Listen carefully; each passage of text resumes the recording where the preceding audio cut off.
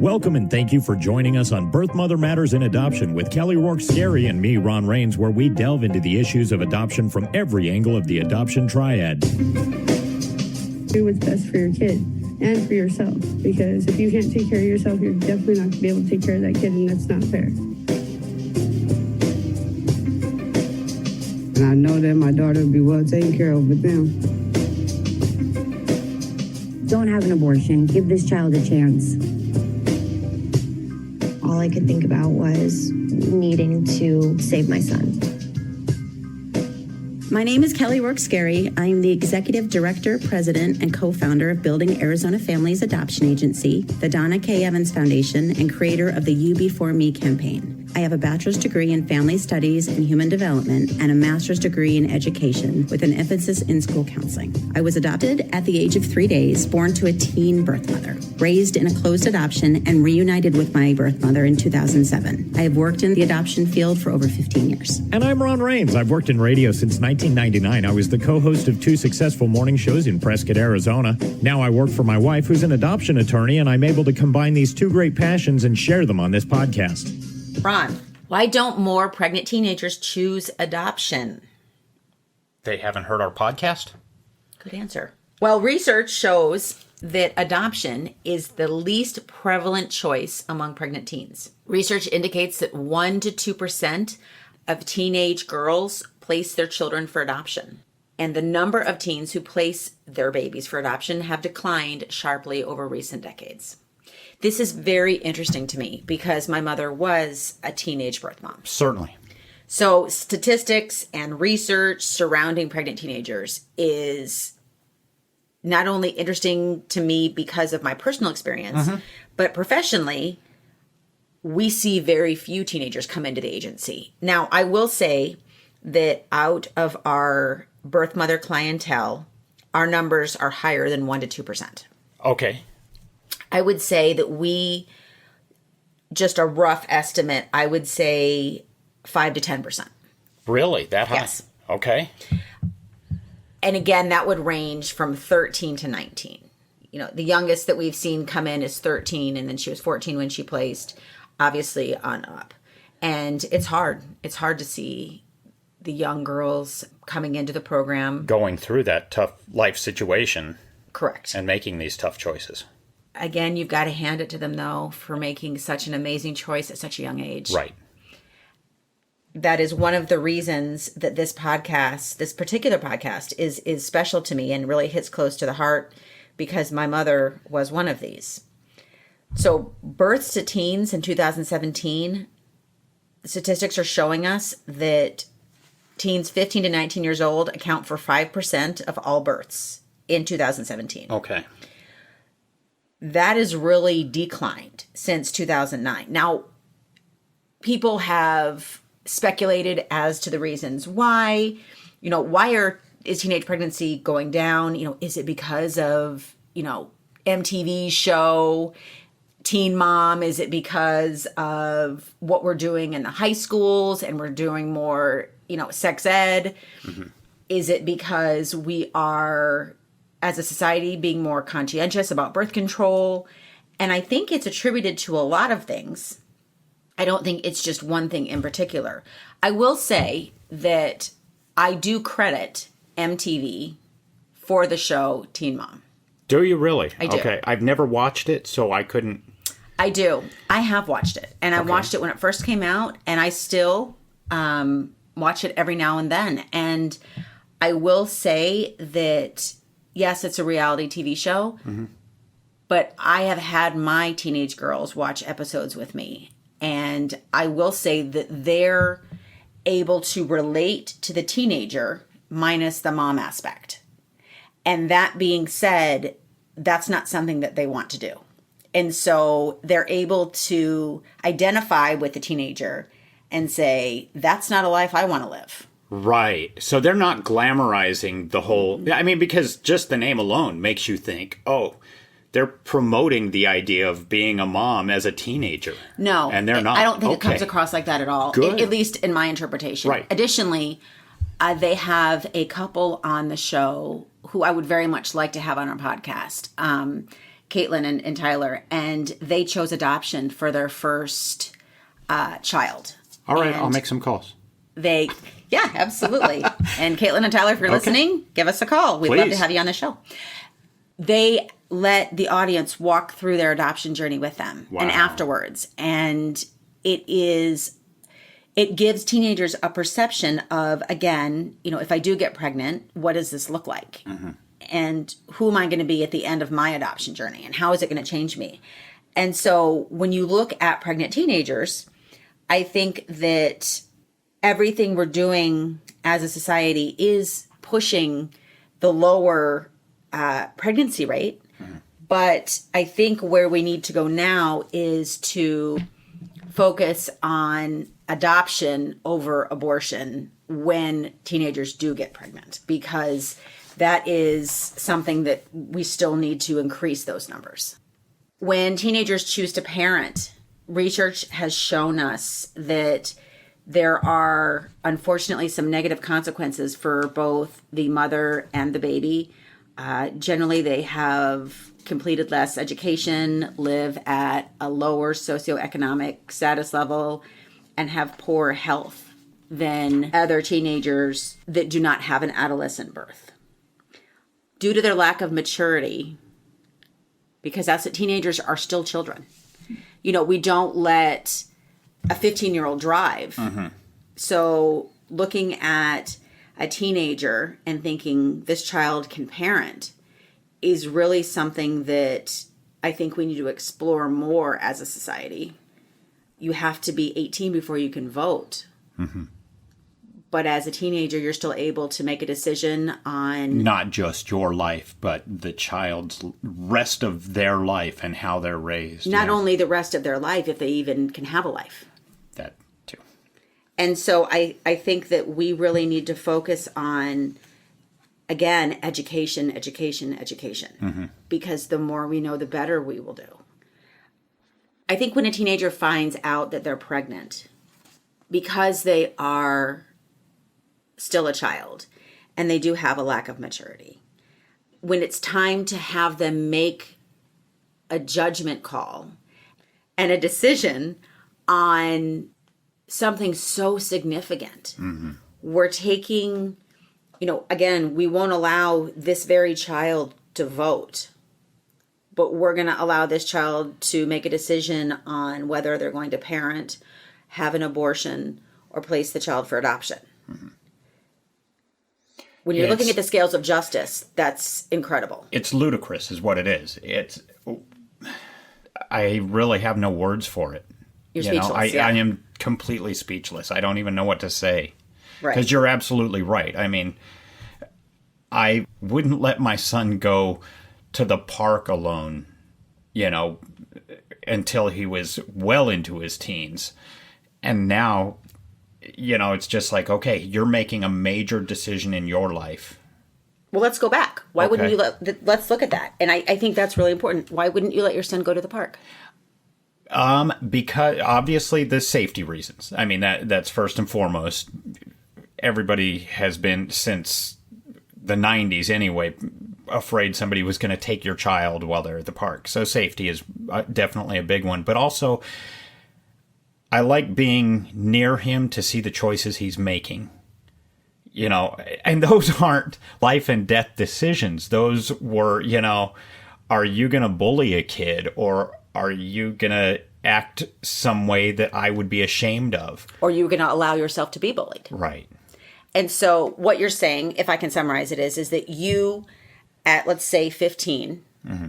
didn't trust your 15-year-old child to make every decision independent of you. Right. Agreed 100%. You want to watch them make the decisions. And of course, you're trying to get them to a point where they can make those decisions on their own. But that's what your job is as a parent, is to help guide them while they're developing. Correct. But that's why this, as you said, is so ludicrous, because we're talking about teenagers, and we're saying that in some states they're able to make a choice independent of their parental influence mm-hmm. or permission to have an abortion. Right. We are allowing them to in some cases, completely parent the child on their own underneath the guy, underneath the household of their mother or father without supervision, maybe. And we're not educating on adoption as an option. It's such an amazing choice that they could make. And so many of them aren't presented with that. And I know that firsthand. I mean, it was out there, but it wasn't something that I thought was something I could have done back then. Yeah, statistics are showing us that roughly 30% of teenage pregnancies end in abortion. So if we, and again, statistics change depending on what source you're looking at. But if we look at this and we say, okay, 30% end in abortion. So out of 10, or out of 100, let's do this, that is 30. 1 to 2 go to adoption. So 68 to 69 babies are being parented by teenage children. Right. Who are still being raised themselves. Correct. In theory. Right. Right. So they have, a curfew. And they have maybe, so much TV time, so much social media time. And we are entrusting them to not only make the choice of somebody else's life, giving them that in their hands, when they themselves are just a child. I think for teenagers, when they choose to parent, I think a lot of the reason that they choose to parent is because they don't have education on adoption. They don't have real education on abortion either, other than it's presented as a quick fix.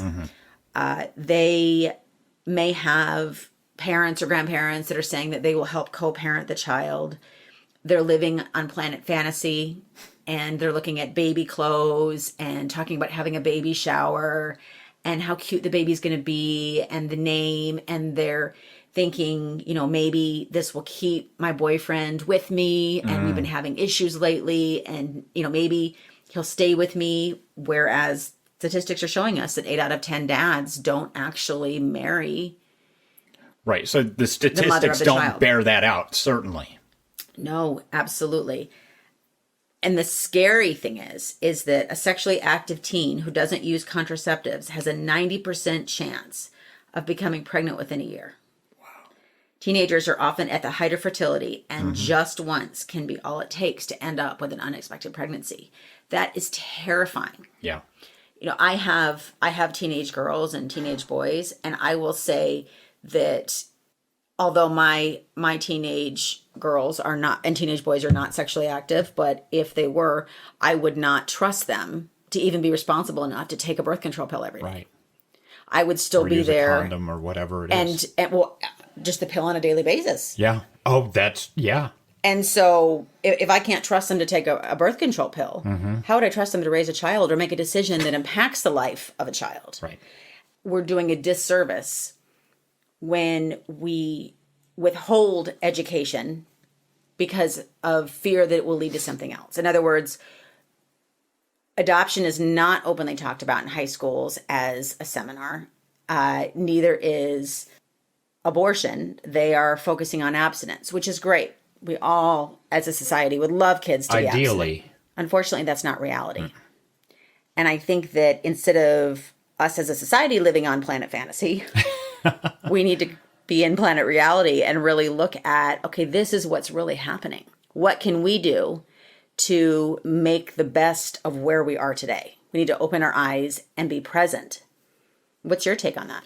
I think you're absolutely right. And I do think we have closed our eyes to, because it's hard to talk about things that make you uncomfortable. The idea of my son at 15 years old having sex was like, you just want to put blinders on. You really do. It was unimaginable. Right. And it's like, if I don't talk about it, maybe it'll just go away and won't happen and I'll get lucky. But you can't count on that luck. That's planet fantasy. It's planet fantasy. Absolutely. You're absolutely right. So I agree with you. And having been a school counselor, I will tell you, teenagers are having sex. And we need to open our eyes, like you said, instead of closing it and thinking it'll go away. I mean, it's there. And we're not doing anybody a good deed by withholding education that in my mind is imperative.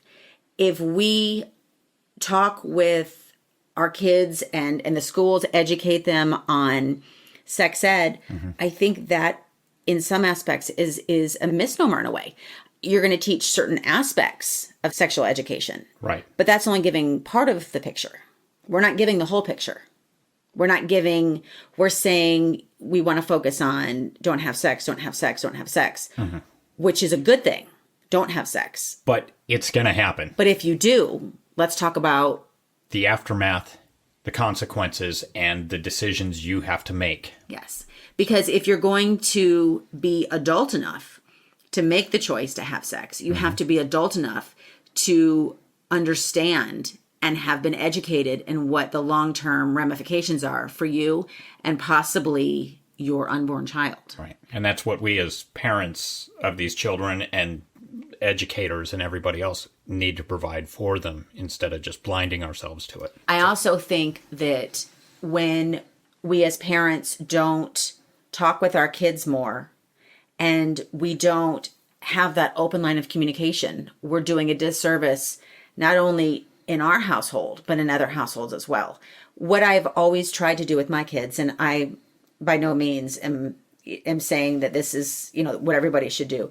I try very hard to keep a very open line of communication. I talk to them about everything. I will often use a term, okay, amnesty, whatever you're going to say next, you're totally off the hook for. Let's just go there. This is off the record. Yes. Right. Yeah. Okay. We're landing in Switzerland and we are going to stay there for No the next judgment. 5 minutes. If possible. Right. Right. And in doing so, my kids have often opened up about, what they've seen, what they've heard, what kids are doing at school.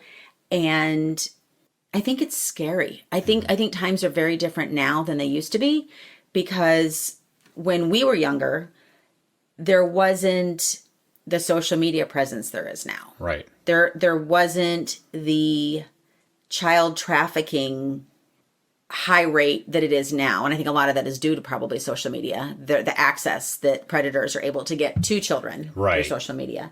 I think that that's a huge danger. I think, in my opinion, a lot of the drugs that are prevalent right now in society are factoring into some of teenage pregnancies because, again, some of these are really serious. I mean, I think as a society, we need to focus on what's important. Life is what's important. Teenagers getting pregnant, it's going to happen. It's happened for centuries. Right. Although the numbers are decreasing, the numbers that are being placed for adoption are also decreasing. So rather than focusing solely on abstinence, why don't we do a shift and focus on abstinence? Make that the biggest aspect. But then let's Certainly. focus on the consequences of engaging in teenage sex. Yeah. If you wind up pregnant, what are you going to do? I agree. And I also think that what you do as a parent is important too, because as you talk to your children, I think that it causes a ripple effect to their friends. And so they're going to be more open with their friends than perhaps some of their friends' parents are with them. And so maybe they'll get some good influence outside of your circle. You know what I mean? And Absolutely. by what you're saying to your kids and talking with them about. And I think we should do that as parents and as people in a society. We try and give a good influence to the younger generation. And hopefully we do some of that, like on this podcast. I would like to have in the future one of the people that we interviewed that calls in to be a teenage mom and really talk about what that looks like. Right. I know that we have had some teenagers that chose adoption and came through our agency and placed their baby for adoption. And again, to me, those are some brave kids that are mature beyond their years. And the fact that they were able to make the right choice does restore hope in humanity in my mind. And I think that we need to really focus on that. We really need to look at the sex ed materials that are being presented at the high schools. See if they need to and be junior changed. high. Absolutely. Because right now we are solely focusing on abstinence and maybe giving very little to, I know they do some birth control. It's minimal. But we're not talking about what happens when birth control fails. Thank you for joining us on Birth, Mother Matters, and Adoption, written and produced by Kelly Rourke-Scary and edited by me, Ron Rains. We also want to thank Building Arizona Families, the Donna K. Evans Foundation, and the You Before Me campaign. A special thanks goes out to Grapes for letting us use their song I Don't Know as our theme song. You can check out our blogs on our website at azpregnancyhelp.com, and you can call us 24 hours a day with questions or comments about the podcast or adoption in general at 623-695-4112. That's 623-695-4112. Make sure to join us next time on Birth, Mother Matters, and Adoption. For Kelly Rourke-Scary, I'm Ron Rains. We'll see you then.